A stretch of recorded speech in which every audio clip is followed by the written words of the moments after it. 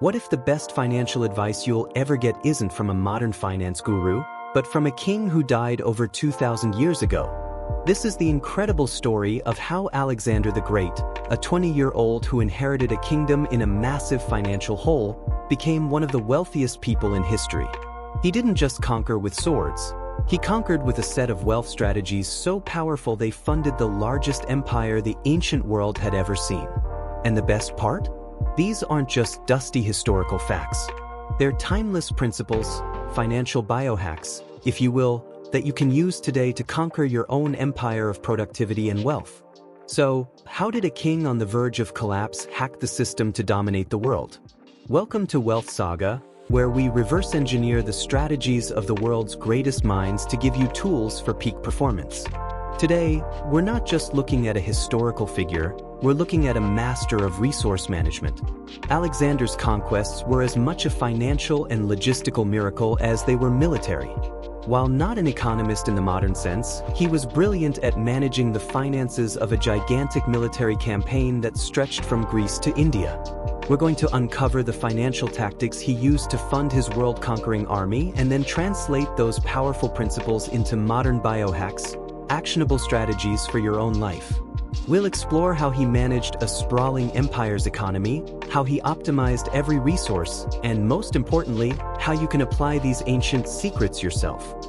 And make sure you stick around, because the final strategy is a masterclass in building a legacy of wealth that you won't want to miss.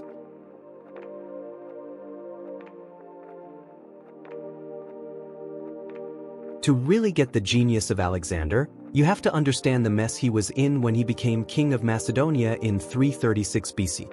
At just 20 years old, he inherited a powerful army from his father, Philip II, but also a kingdom facing a serious financial crisis. His father had spent a fortune building that army. The royal treasury was nearly empty, and worse, the kingdom was deep in debt. The ancient historian Plutarch tells us Alexander was facing loans totaling somewhere between 1,460 and 1,500 talents, with only about 30 talents left in the military's coffers. Now, trying to convert ancient currency to modern dollars is tricky and often misleading, but to put that in perspective, a single talent was a huge amount of money. It could pay a skilled laborer for more than a decade. So we're talking about an enormous, potentially crippling debt with almost no cash on hand.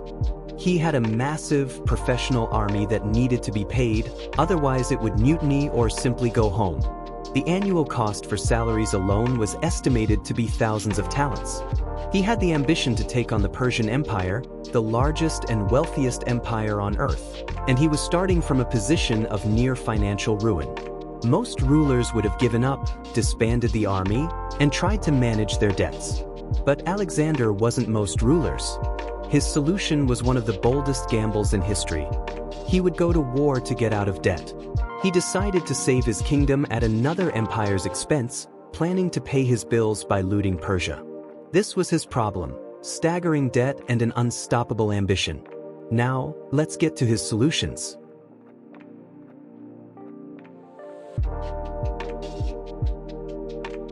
The first strategy is a principle modern financiers know well, but Alexander used it with incredible audacity: strategic leverage. Before he even marched, with his treasury almost bare, Alexander did something that looked completely insane. He gave away what little he had left. He handed over his royal estates, lands, and revenues to his top supporters, tying their financial futures directly to his. When someone asked what he was keeping for himself, he famously replied, "My hopes." But hopes don't pay soldiers. Alexander's real genius here was in creating a situation where failure was not an option. This wasn't just about borrowing in the modern sense. It was about making his Macedonian elites shareholders in his conquest. It's a bit like a 20-year-old founder convincing venture capitalists to back a high-risk, high-reward startup. His pitch was simple: fund my invasion of Persia, and the returns will be legendary. So, how do we turn this into a biohack? The principle is called hormesis, the idea that a small, controlled dose of a stressor can actually make you stronger, more resilient, and more focused. Just as Alexander used the stress of his financial situation to propel him forward, You can use strategic stressors to optimize your own biology and productivity. Think about it. Exercise is a physical stressor. You tear down muscle so it rebuilds stronger. Intermittent fasting is a metabolic stressor that can trigger cellular cleanup. A cold shower is a thermal stressor that can fire up your mood and immune system. Alexander put himself in a position where he had to succeed. That debt was a fire at his back, forcing him to move, to conquer, to win. Now, this doesn't mean you should go into crushing financial debt. It means creating positive pressures that force you to focus and act. Set an ambitious deadline for a project. Commit publicly to a fitness goal. This controlled pressure, this good stress, cuts through procrastination and channels all your energy on the mission, just as Alexander's situation focused him on one thing: conquering Persia. He turned a huge liability into rocket fuel.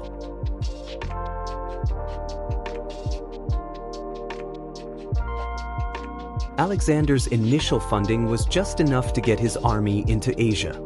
From that point on, his strategy was to fund the war with the war itself. He basically operated on a fund-as-you-go plan, where the spoils from one victory were immediately used to finance the next stage of the campaign. This created a powerful, self-sustaining momentum. After his first big win at the Battle of the Granicus River, he seized the local treasury. With each city that surrendered, he captured its wealth and resources. Cities that fought back were made into brutal examples, but those that opened their gates were often treated well, only required to contribute to his war effort. This was a brilliant move. It wasn't just about looting, it was about systematically taking over the enemy's economic engine and redirecting it to power his own. The numbers are wild. After the Battle of Issus, he captured the Persian army's treasury. At Damascus, he captured even more. But the real jackpot came after the final, decisive battle of Gaugamela. He marched into the great Persian capitals of Susa, Persepolis, and Ecbatana. In these cities, he captured the accumulated wealth of the entire Persian Empire. Ancient sources estimate he amassed around 180,000 talents of gold and silver, an almost incomprehensible fortune at the time that he had pulled off the greatest hostile takeover in history, acquiring all of his enemies' assets. This strategy gives us our second biohack: snowballing your wins. This is a core concept in both personal finance and productivity. The idea is to use the momentum from a small victory to launch you into the next, bigger challenge. In productivity, this means starting your day with a small, winnable task. Make your bed. Answer one important email. Do a 5-minute workout. That little hit of dopamine you get from finishing the task gives you the energy and motivation to tackle the next one. You're funding your next effort with the psychological rewards of your last one. Financially, it's the same idea. It's like the debt snowball method, where you pay off your smallest debt first. That psychological win of clearing a debt gives you the drive to attack the next one. Or, you could start with a very small investment. Seeing it grow, even a little, builds the habit and confidence to invest more. Alexander didn't try to fund a decade-long war from day one. He funded the first step, then used that success to fund the second. He snowballed his victories. So stop looking at your massive, long-term goals as a single, terrifying mountain. Break them down into small hills. Conquer the first one, use that momentum to roll right over the next, and before you know it, you'll have built an unstoppable snowball of success.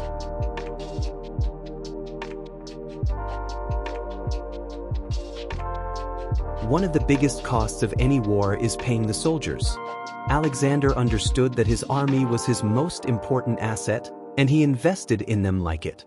His father Philip may have created the professional army, but Alexander had to figure out how to keep them paid and motivated thousands of miles from home. His answer was simple: make them rich. Alexander was famously, almost recklessly, generous. He paid his soldiers a good wage, but the real money came from bonuses.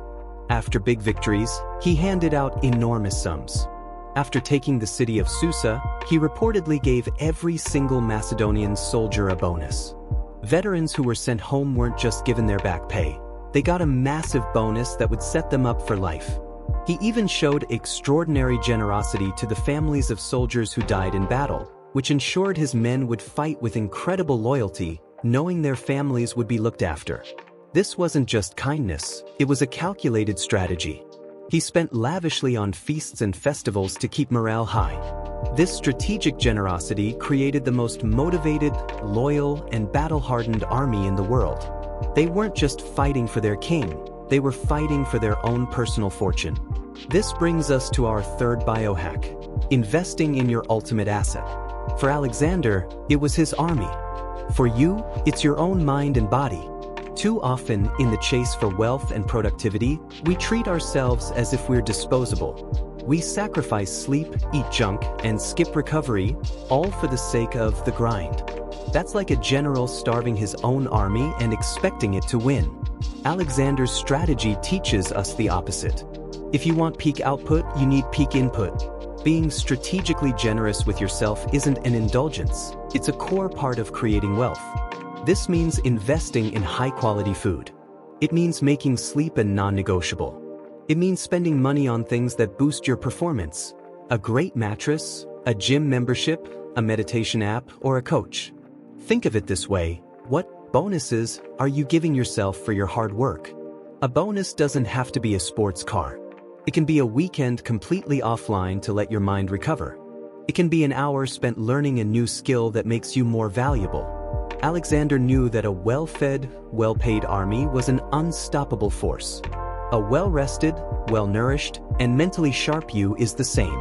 Stop seeing recovery as a cost and start seeing it for what it is: the single best investment you can make in your own performance.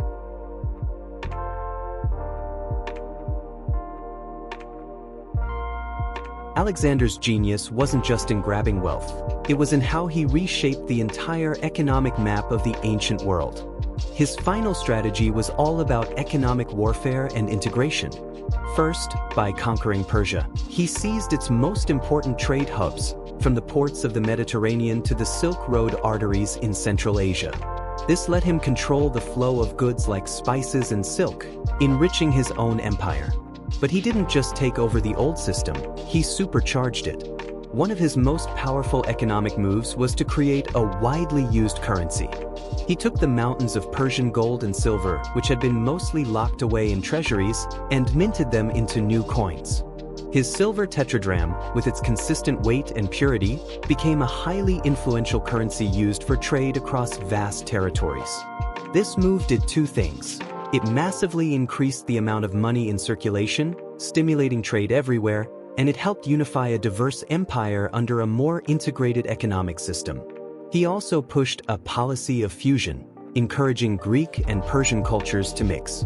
He founded dozens of new cities, many, but not all, named Alexandria, along key trade routes, creating new commercial centers. He encouraged his soldiers to marry local women and even adopted some Persian customs himself.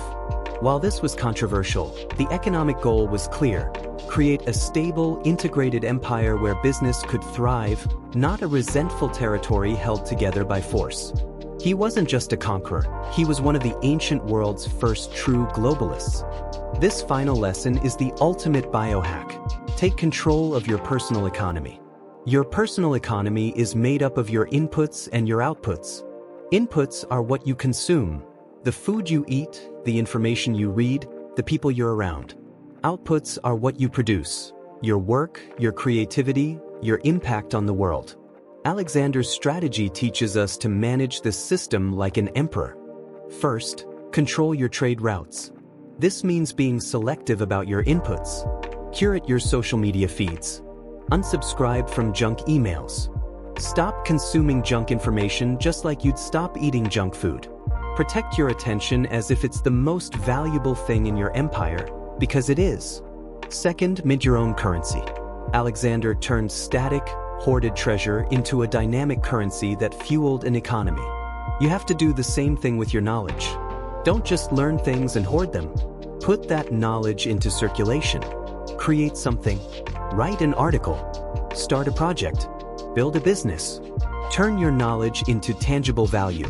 That's how you build real wealth and influence. Finally, integrate and grow. Alexander built new cities and fused cultures. You should always be looking to build better systems for your life. a new morning routine, a more efficient workout, and integrate diverse skills. Learn about finance, psychology, art, and technology. Fusing different ideas is where true innovation is born. By managing your inputs, turning your knowledge into output, and constantly building new systems, you stop being a passive consumer and become the active, powerful ruler of your own life. Alexander started with crippling debt and a wild dream, and ended up reshaping the world. His strategies show that the principles of wealth and power are truly timeless. It's not just about what you have, it's about leverage, momentum, investment, and control. So, I'm curious, which of these 4 financial biohacks hit home for you the most? Is it using strategic stress, snowballing your wins, investing in your assets, or controlling your personal economy? Let me know in the comments below. And if you want more content that breaks down the strategies of history's greatest achievers to help you optimize your own life, make sure you hit that like button and subscribe to Wealth Saga. From a kingdom on the financial brink to an empire that stretched across 3 continents, Alexander's journey was fueled by more than just an army. It was a masterclass in financial strategy. He turned debt into a weapon, used early wins to build an unstoppable snowball of conquest, invested in his people to create unbreakable loyalty, and completely rewired the economic operating system of the ancient world. These aren't just cool historical facts. They are a blueprint. A blueprint that shows us how to face what looks like impossible odds. How to build momentum from nothing. How to understand that investing in our own capabilities is the foundation of all success. And how to take control of our own personal economy. The empire you want to build, whether it's financial freedom, peak physical health, or a creative legacy, is out there waiting. Now you have the strategies to go conquer it.